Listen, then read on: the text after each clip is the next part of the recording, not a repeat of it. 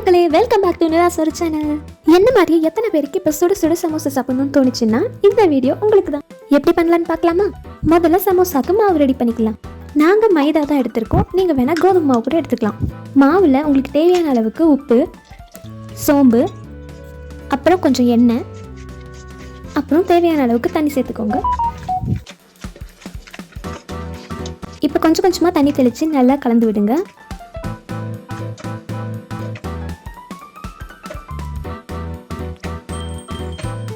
அப்புறம் இந்த மாதிரி குட்டி குட்டி பால்ஸாக உருட்டி எடுத்துக்கலாம். இப்போ மாவு அப்படியே கொஞ்சம் செட் ஆகட்டும், அதுக்குள்ளே நம்ம மசாலாலாம் ரெடி பண்ணிடலாம். இப்போ ஸ்டஃபிங்க்கு உருளைக்கிழங்கு கட் பண்ணி வேக வச்சு எடுத்துக்கலாம்.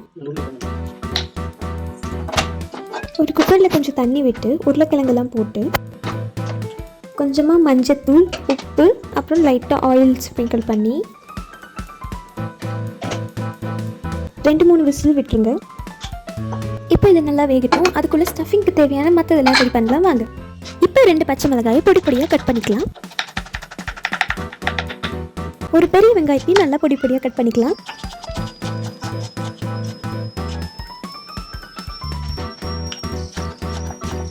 இப்போ இதுவும் அப்படியே இருக்கட்டும். இதுக்குள்ளே நம்ம சமோசாக்கு நல்லா சப்பாத்தி மாதிரி அந்த மாவு தேய்ச்சி எடுத்துக்கலாம். முதல்ல தேய்க்கிற கட்டையில் கீழேயும் மாவு ஸ்ப்ரெட் பண்ணிக்கோங்க. கொஞ்சம் லைட்டாக இப்படி அழுத்தி விட்டுட்டு அப்புறம் நல்லா தேய்ச்சிட்டே இருங்க. மாவு அப்படியே கொஞ்சம் மேலே தூவி தூவி தேய்ங்க, அப்போ தான் வந்து அது ஒட்டாமல் வரும். பர்ஃபெக்ட் ரவுண்டாக வரணும்னு அவசியம் இல்லைங்க, நீங்கள் கொஞ்சம் மாற்றி கூட தேய்ங்க. நார்மலாக ஒரு ரவுண்டாக வந்தால் போதும்.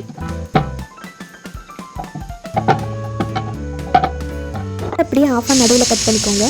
அதை அப்படியே டேரெக்டாக நம்ம எடுத்து ஃபில் பண்ண முடியாது சமோசாக்கு, அதனால கொஞ்சம் லைட்டாக பேனில் போட்டு ஹீட் பண்ணி எடுத்துக்கோங்க. இந்த மாதிரி இப்போ நம்ம உருளைக்கிழங்கு விசில் வெந்துடுச்சுன்னு நினைக்கிறேன். பாருங்க, இந்த மாதிரி தோல் உரிச்சு நல்லா மசிச்சு எடுத்துக்கோங்க.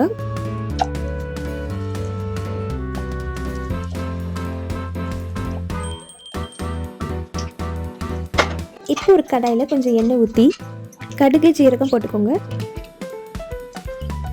கடுகு வெடிச்சதும் நம்ம சின்ன சின்னதாக கட் பண்ணி வச்சுருக்க பச்சை மிளகாயை போட்டுக்கலாம். இப்போ கட் பண்ணி வச்சுருக்க பெரிய வெங்காயத்தையும் போட்டுக்கலாம்.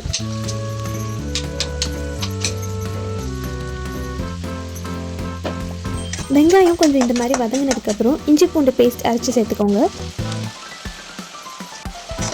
அந்த இஞ்சி பூண்டோட ஃப்ளேவர்லேயும் கொஞ்சம் வெங்காயம் வதங்கட்டும், நல்லா அரோமா சூப்பராக இருக்கும். அப்புறம் வேக வச்சு மசிச்சு வச்சுருக்க உருளைக்கிழங்கு சேர்த்துக்கலாம். உருளைக்கிழங்கோட கொஞ்சம் மஞ்சத்தூள், தனியாத்தூள், மிளகாய்த்தூள், கரம் மசாலா, அப்புறம் பெப்பர் சேர்த்துக்கோங்க. இப்போ எல்லாத்தையும் நல்லா கலந்து விடுங்க. மசாலாலாம் இப்படி எல்லா பக்கத்துலையும் ஈவனாக கோட் ஆனதுக்கப்புறம் உங்கள் தேவைக்கு ஏற்ற மாதிரி உப்பு சேர்த்துக்கோங்க. அவ்வளோதான் மக்களே, இப்போ நம்ம ஸ்டஃபிங் ரெடி. கார்ன்ஃப்ளவர் இருந்தால் கொஞ்சம் கலந்து வச்சுக்கோங்க, இல்லைனா நீங்கள் மைதா மாவு கூட கலந்துக்கலாம். இப்போதான் ஃபன்னே, ஓரங்களில் கார்ன்ஃப்ளவரை வந்து தடவி அதை நல்லா ஒட்ட வச்சுக்கோங்க. இந்த மாதிரி சமோசாவை ஷேப்பை பண்ணிவிட்டு நம்ம ஸ்டஃபிங்கில் எவ்வளோ வேணுமோ ஆட் பண்ணிவிட்டு அப்புறம் நீங்கள் சீல் பண்ணுறப்பையும் மேலேயும் கீழேயும் கார்ன்ஃப்ளவர் லைட்டாக தடவி ஒட்ட வச்சுக்கோங்க. அப்படி எப்படி கஷ்டப்பட்டு எப்படியும் அந்த சமோசா ஷேப்பை ஓரளவுக்கு கொண்டு வந்துட்டோன்னு நினைக்கிறேன். இப்போ ஒரு கடாயில் எண்ணெய் ஊற்றிக்கிட்டு எண்ணெய் சூடானதுக்கப்புறம் பொறுமையாக ஒவ்வொரு சமோசாவாக போடுங்க.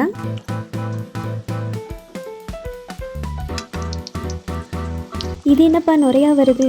நாங்கள் கடலை எண்ணெய் யூஸ் பண்ணதுனால இப்படி கொஞ்சம் நுரை வருது. இப்போ நல்லா 2 பக்கமும் திருப்பி விடுங்க, நல்லா கலர் சேஞ்ச் ஆகும்.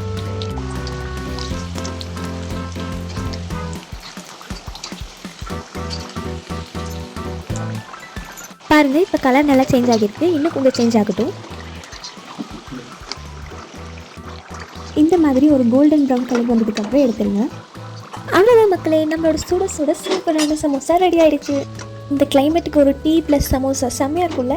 இதே மாதிரி சூப்பரான டிஷ்ஷஸ்லாம் வெயிட்டிங். மறக்காம நம்ம சேனலை சப்ஸ்கிரைப் பண்ணிக்கோங்க. பாய் மக்களே.